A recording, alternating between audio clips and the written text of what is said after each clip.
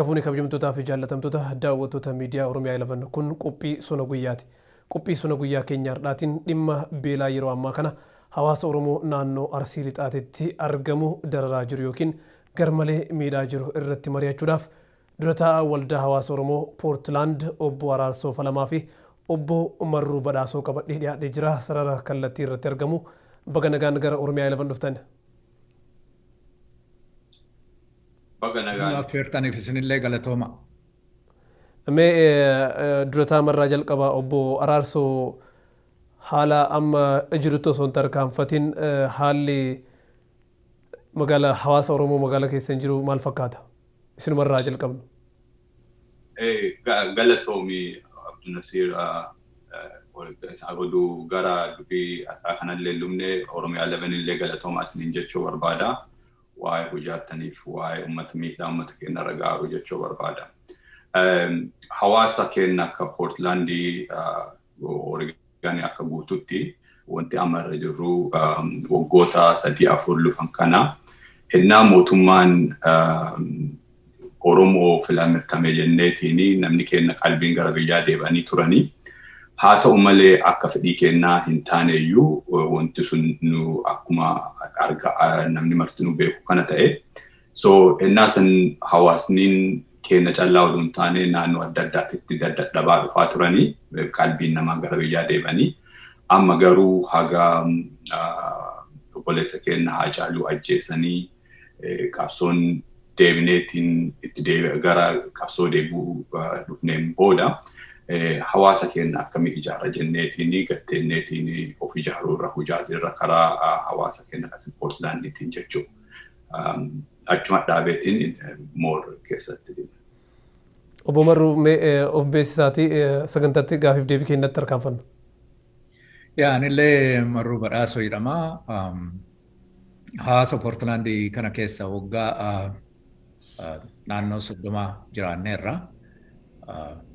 Hawaasni keenya durillee yoo ta'e wanti inni dhaabatee fi sabuma kennaa fi of ijaaruuf of jabeessuu warra biyya keenya keessa jiranillee akkasuma empaawarii godhuu karaa bizinesaatiin illee karaa politikaatiin illee isaan wajjin dhaabachuu.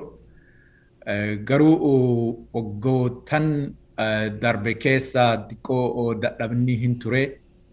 Kanuma deebinee riifoormii of goonee jabeessineetti hawaasni kun waggaa lamaan kanniin akka gaariitti hojjechuu jira. So ammallee akkuma jabaatee hojjetutti irratti hojjetaarra jechuudha. Galatooma mee gara gaafii kiyyaatti haa tarkaanfadhuuti. Yeroo ammaa kana hawaasni Oromoo keessattuu naannoo Arsii Lixaatitti argamu hedduu beelaan rakkatee magaalaa keessa kadhaadhaaf akka deemu viidiyoowwan bahaa jiru. Akkasumas suuraawwan gadhiifamaa jiru. Haala kanarraa wanti hawaasni keessan irratti hojjetaa jiru yoo jiraateef. Hawaasni keenya akkuma beektanii beelli kunillee ennaa baay'ee dhoofameetiin karaa mootummaallee qabuu barbaadaniiti. Miidiyaa irra bahuu hin dandeenyeyyuu garuu torbaatan ji'oota jallufe kana keessatti dikkoo miidiyaa irra bahaa ture namni keenyallee argaa jira. Haga argineetiin rakkoo jiru kana baranneen booda akkamiin akka hawaasa keenyaatitti akka uummata keenya especially amma sa'a kanatti akkuma tuu jettee miidhaan guddaan ka ta'aaru naannoo Arsii Lixaa especially naannoo aanaa Shaallaa. Ajjee jechuun siraaroo naannoo saniinitti miidhaan baay'een gahaa jira. Akkamiin akka koominiitiitti walitti dhufneetiin hennama wantini badaan uummata keenyatti dhufu callaa hin taane wal gurmeessineetiin waan akka taasifoorsii waan emerjensii biyya keenya keessa hennaan dhufaa deemu kana akkamiin to'achuu dandeenya qofa foo yaada jedhuun akkasitti marii irra jirra. Siin jechuu barbaada gabaabinatti. Obbo Marruu wanni irra dabaltan jira? Wanni biyya keenyatti deemaa dhugumaan waan baay'ee nama gaddisiisuu keessattuu ammaa tana mootummaan bilisiginnaa kan jedhamu kun yookaan OPDO kun dhiiga ummata Oromootiin pushii ta'eeti dhiibameeti aga 4 kiiloo seeneen booda waan ummata keenyaa completely abandanii godheeti lafa gateeti fedhii ofii geggeessutti jira. Fedhii isaa keessaa tokko ammoo ummata keessattuu naannoo Shaallaa kun ummata gootaa, ummata durillee lolaan beekame akkuma beektan hennaa wayyaaneen turtellee agaazii warra dhaabbatee falmate warra jajjabaa wanni natural katastrofiin yoo dhufu mootummaan fokasii irratti hin kennu. Maaliif uummanni kun akka badu barbaadanii practically. So garuu nu ammoo akkasumatti cadhibnee ilaalla oduun taane akka communitytitti wal gurmeessinee jabaanneet warra ammaa tana beelaan miidhamaa jiru attamitti gargaarraa plus san qofaallee oduun taane reactive oduun taane proactive ta'uun nurra jira ka jedhu idea akkasii wal jala kenneet community waliin hojjechaa jirra so kanumarra jira jechuufi. Galatooma mee gara obbo Araarsootitti deebi'a. Yeroo hedduu rakkoo hawaasa Oromoo irra gahu miidiyaan biyya keessaa hin gabaasu yeroo dhoksutu mul'ata. Miidiyaawwan Oromootiif warra ala jiruuf warra dhimma Oromoo irratti dhukkubsatuuf dhaamsi isin qabdan yoo jiraate akka durataa hawaasaatti obbo Araarsoo. Ani dhaamsi guddaan qabu karaa danda'ameen miidiyaaleen keenya lafarratti nama godhachuu naannoo adda addaatitti mootummaa amma jiru kana keessallee ijoolleen sabboontonni hin jiran san hin beekna.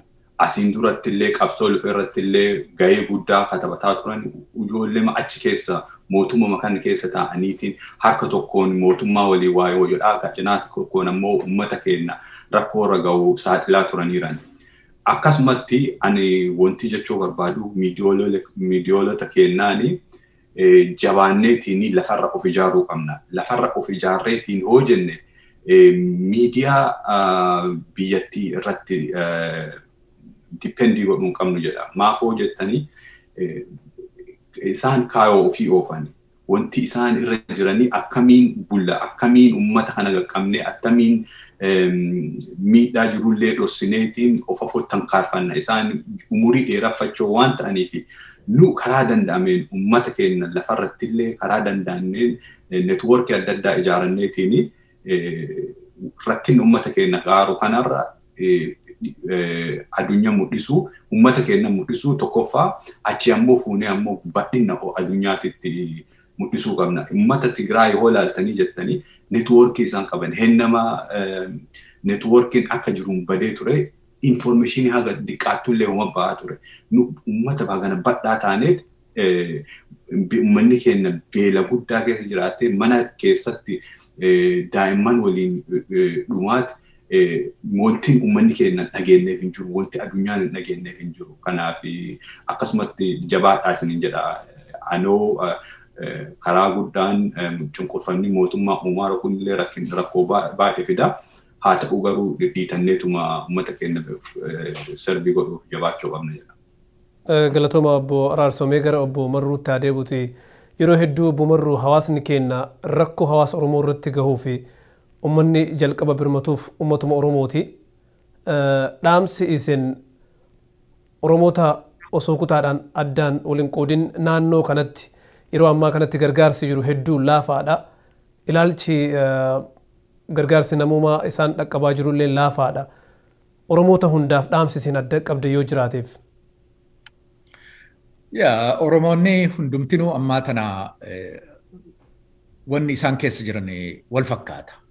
Ka dhiyaallee jiru, ka bahallee jiru, ka kibballee, kaaballee jiru.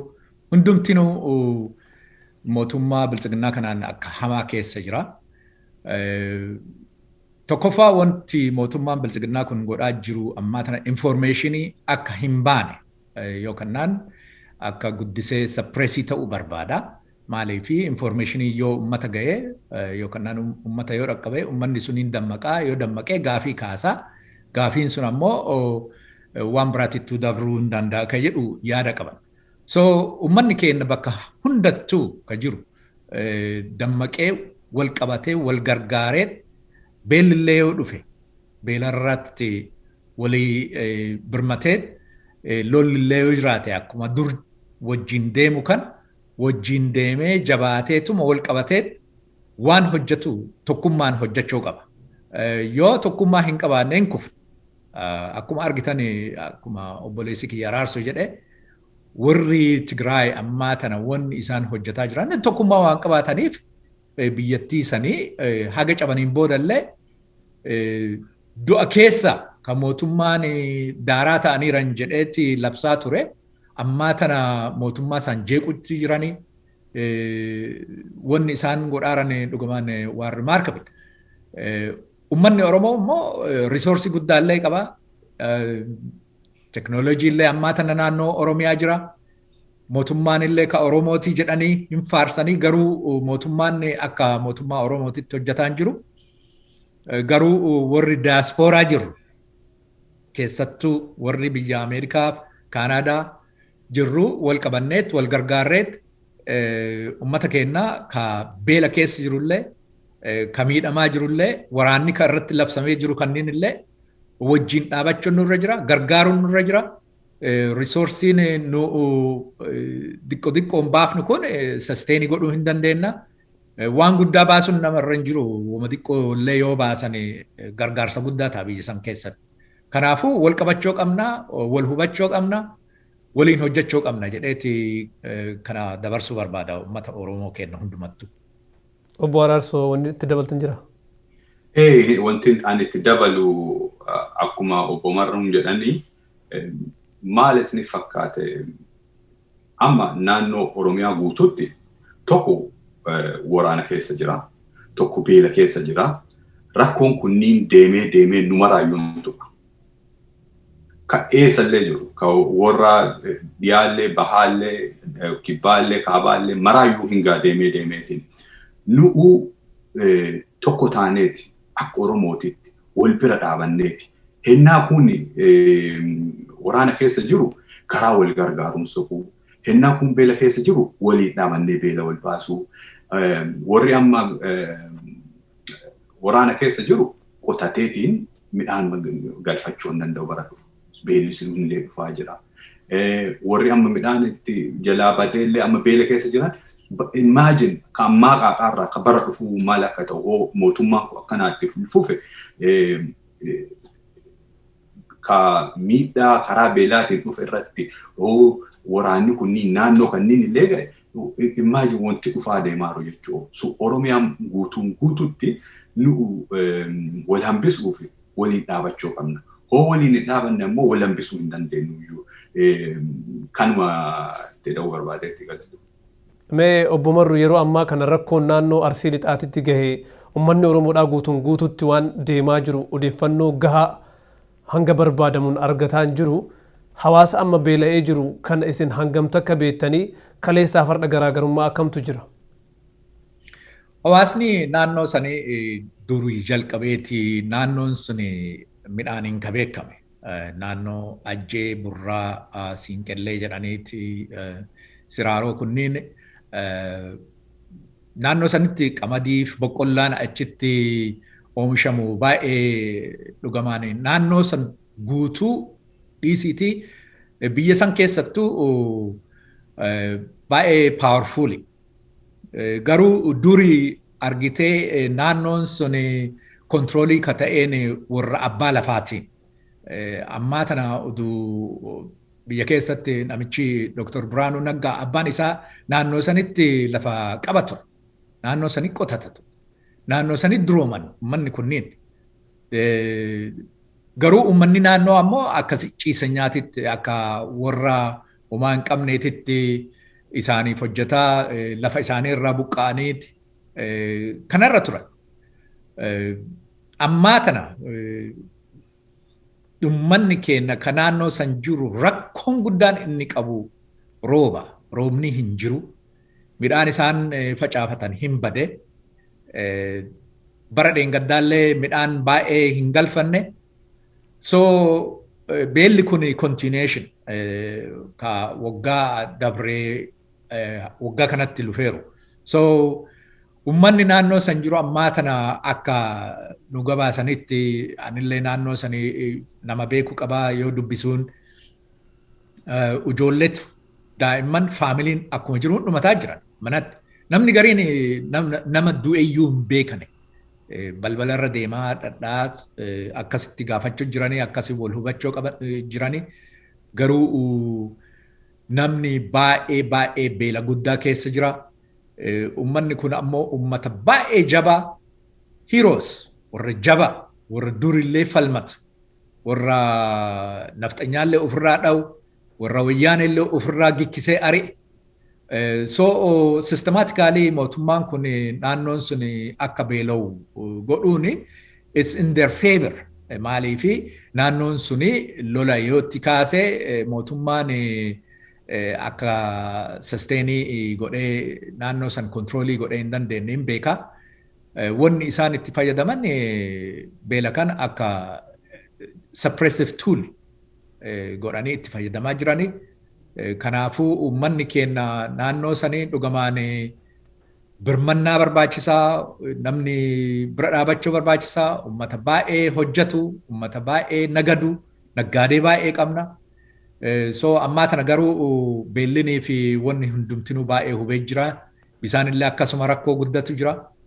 Kanumaa fi hawaasni keenya dhugamaan guddisee bira dhaabachuu qaba. Hawaasni hundumtinuu bira dhaabachuu qaba jedhee itti yaadaan. Galatooma obbo Araarsoon irra dabaltanii hin jiraanne. Diqqoomasee waan irratti daawwatu jira. Waan baay'ee obbo Marruun fixaniiranii. Nu martinuu ani dhalataa Arsii Lixaa tokko haa ta'u nama naannoo saniiti aanaa sanii dhufee tokko miti garuu nama hin beeka. Nu martinuu huma dhalataa naannoo sanii illee hin taane huma keessa illee hin beekne karaan itti wal bira dhaabannu baay'ee jira. Ani sanuma xiqqoo si emphasize godhuu barbaada. Karama beennuun kan nama hin beekne karaa fakkeenyaaf communitytiin haa bira dhaabachuu. Nama beeku wanta ani xiqqoo irraa fokusii godhuu barbaade necessarily illee lafallee beekuu hin qabnu nama achiillee beekuu hin qabnu garuu akkuma walirraan jiruun community irraan ta'ee dhaabboota adda addaa amma fakkeenyaaf Sikoomandool ta'ee organizationii guddaa tokko karaa kanneen bira dhaabanneetiin uummata keenya karaa danda'e wal bira dhaabnee gargaaruu qabna jechuu barbaadeeti. Galatoomuu. Mee garuma keessan deebi'aati obbo Araarsoo yeroo ammaa kana sagantaa hawaasa beelee kanaaf wal qabateetiin waan qopheessaa jirantu jira natti fakkaate odeeffannoo dhagaheetiin wanni sun akkam? Nu karaa danda'ameen waan lafaa qabnu hojiirra oolchuuf karaarra jira. Waan xiqqoo lafaa qabnu erginee karaarra akka uummata san qabuuf irra hojjaa jirra. Uummatuma lafarra jiru jechuun uummatuma naannoo san jechuun naannoo beeku walii hojjaa jirra. Haa ta'u garuu wanti nu harkaa qabnu sun dhugamaan sin jechuuf gahaa miti. Miidhaa guddaan uummata kanneen irra waan gahaa jiruuf sa'a kana nuti eeguu hin dandeenyu.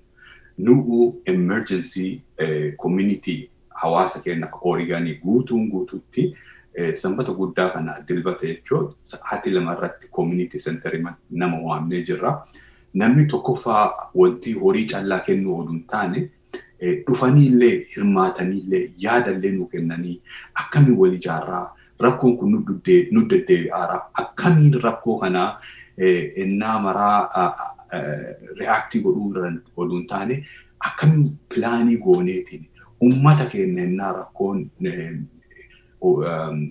irra ga'ee miidhaan guddaa irra ga'ee oduun taane ofafootti argineetiin rakkoon kun for example barana midhaan badee jira. Midhaan koo badee jedhee waan baratee waggaa ta'an hin beekna. Mootummaan harkaa qabnu illee hoo waan godheetiin jabaa nurraa ka'e malee miidhaan kanuma caala nutti jabaataa deemaara. Kana akkamiin of ijaarraa akkamiin task force wayii dhaabneetiin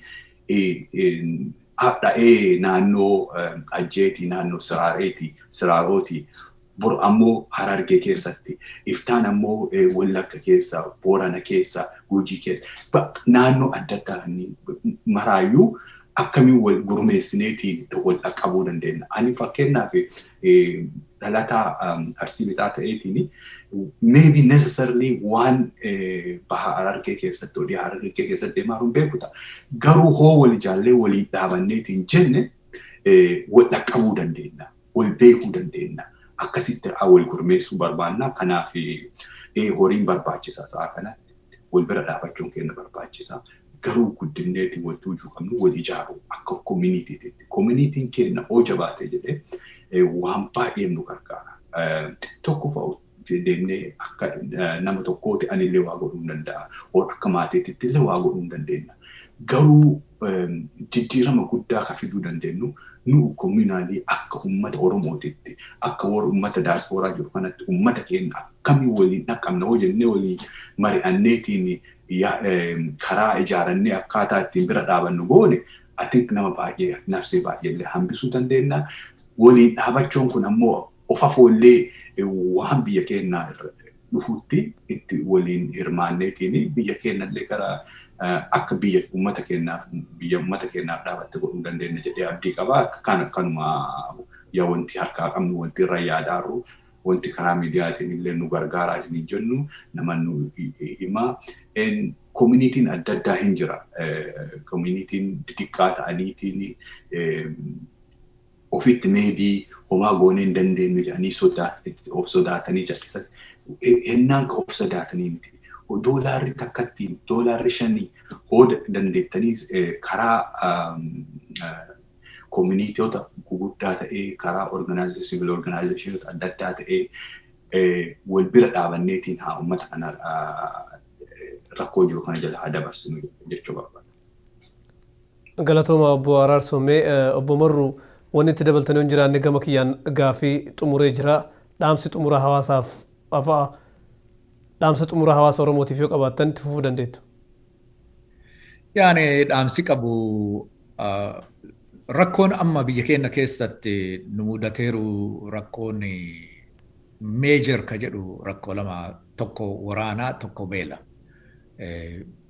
Ammaa tana bakka hundumattuu lachuun nuun labsameera mootummaa amma jiru kana.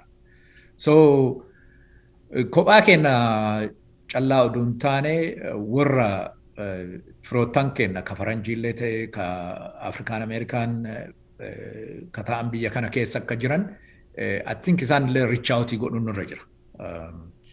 Maalii fi wanni kun informationii akkuma facaasaa deemnuuni addunyaan illee beekaa deemti. Miidiyaa alaallee coveragii kennuuf hin danda'a jedhee yaada. Garuu community'n keenya wanni irra hojjechuu qabu akkuma duraan jedhe sani reactive ta'uu utuu hin taane proactive taaneet wanni kun expectii gooneet uf ijaarreet actually yoo danda'ame akka monthly contributionii wayii wama hangar fakkaate kanaa fi walitti guurreet innaa wanni akkanaa kun nurra ga'u nama hatattamaa waamuu irra fandima san keessa jiru allokeetii godhuun daddafarti dhaqqabuun baay'ee barbaachisaa na fakkaata. Time is very important. Maaliif ammaa tana yerootu baay'ee deemaa jira. Namni beelli sa'aa siin kennu hin beeloftaa. Namni beelaa immoo daa'imman keessattuu daa'immaniif dubartiin akka hamatti miidhamu jiranii maaliif isaantu ijoolleellee tekkeerii godhaa. They are the bread winners biyya san keessatti qoraan cabsanii maa hojjetanii ijoollee akkasitti guddisuun baay'ee waan jabaatu. So kanumaafuu dhugumaan waan baay'ee nama gaddisiisu wanni biyya keenya keessatti ta'aa jiru. Kana keessaa ammoo bahuu fi baay'ee koornerii hundumattuu jabaannee hojjechuu proactive ta'uun nurra jira. Akka community'tti ammoo walitti dhufnee yaada wal jijjiiruun nurra jira. Suggestionin baay'ee barbaachisaa, informationiin baay'ee barbaachisaa. Yoo informationiin hin jiraanne womaa beekuu hin danda'amu. Kanaafuu namni walitti dhufuu qabaa. yaada wal jijjiiruu qabaa. Kanumaaf uummata Oromoo kennaaf waamichi an godhu koottaa yaadaan nu deeggaraa. Maallaqni illee barbaachisaa dhugamaan garuu yaadni baay'ee barbaachisa. Kanaafuu koottaa nu wajjin dhaabadhaa. Uummata keessan beela dhufe kana keessaa fi daraaraa kana keessaa dhugamaan akka nutti hirmaattan isin jedheeti isin waama. Fayyaa ta'e. Irraa kana waan nu kennitaniif galatooma. Wanti dhumarra ani waa itti da'uu barbaadu uummata keenya akka koominiitota keenya keessa jira hundaanuu warri gara koominiitii illee dhumne. Koottaa koominiitiin harka banee nama maraafuu carraa walqixaa kenna. Amantiin alatti, siyaasaan alatti, walitti dhufneeti nu waa uummata keenyaa kaakuun cubboo ituun qabu. Nu wal bira haa dhaabannu jedhaa galatooma carraa kana waan nu kennitaniif isinillee waan isinaa gargaaru. Ulfaadha. Egaa kabajamtoota daawwattoota miidiyaa Oromiyaa 11 sagantaan sona guyyaa har'aaf qopheeffanne kana fakkaata ture. Nutis dhaamsi xumura irratti isiniif dabarsuu barbaannu hawaasni biyya keessa jirtan kan iddoo rakkoon dhaqqabe jirtan jechuudha. Haaluma dandeettan hundaan karaa dandeettan hundaan suuraalee fi viidiyoowwan haala uummanni keenya keessa jiru baasuu danda'an gara marsaalee hawaasummaatiin akka nuuf facaaftan gama miidiyaatiinis akka nuuf ergitan dhaamsa jabeessinee isinitti dhaammanna. Namoonni gargaaruu dandeettan immoo qaamaan akka gargaartan, kanneen gargaaruu hin dandeenye immoo yaadaan akka bira dhaabbattan dhaamsa xumuraatii turtii gaarii nuuf qabaadhaa. Sona guyyaa biraatiin hanga walitti deebinuuf nagaan nuuf tura.